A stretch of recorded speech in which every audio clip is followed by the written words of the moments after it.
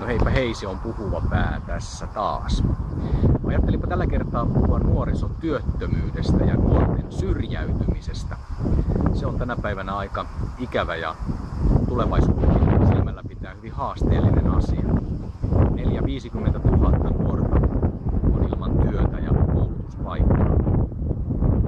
Tässä taustalla näkyy eräänlainen yritys ja tulevaisuuden hautomo eli koulu.